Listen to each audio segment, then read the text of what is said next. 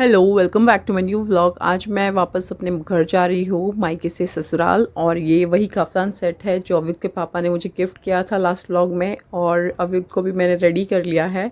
शाम के 4 बज रहे हैं और मैंने कैब भी बुक कर ली थी। अब बस मैं वेट कर रही थी कैब के आने का। और बिल्कुल मन नहीं था जाने का, बट अविक के पापा कह रहे थे कि आ जाओ, क्योंकि आज हमें कहीं जाना भी था। फाइनली कैब आ गई थी और सारा सामान रखने के बाद मैं और अविक गाड़ी में बैठ गए थे। अविक यहाँ पर बहुत एक्साइटेड था, उसे लग रहा था हम घूमने जा रहे हैं जब भी रेडी होकर बाहर निकलते हैं।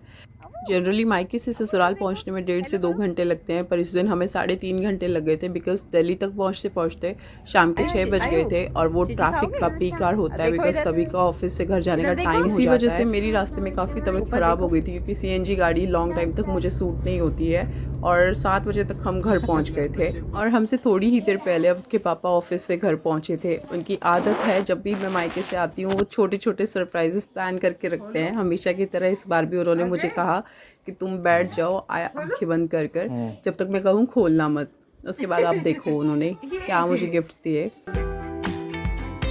तुम्हारा है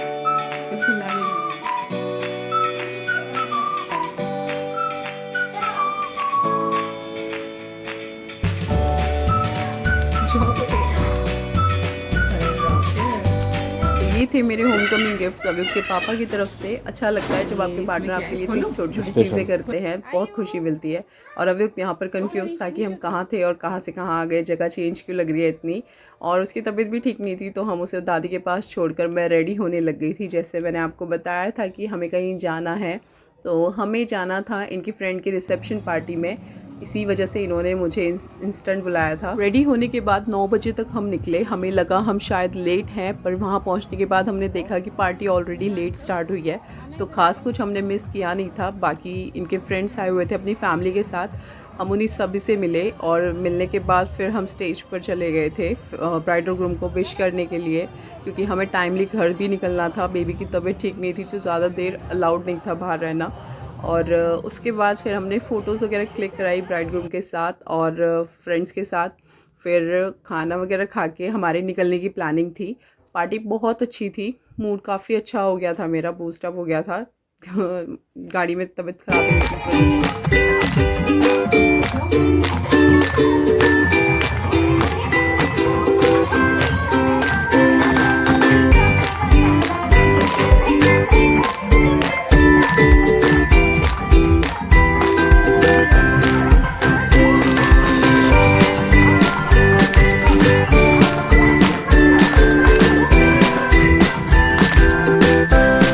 Hope you guys enjoyed this vlog. So keep supporting by liking and sharing the video with your friends and family. Also you can share your feedback in the comment section below.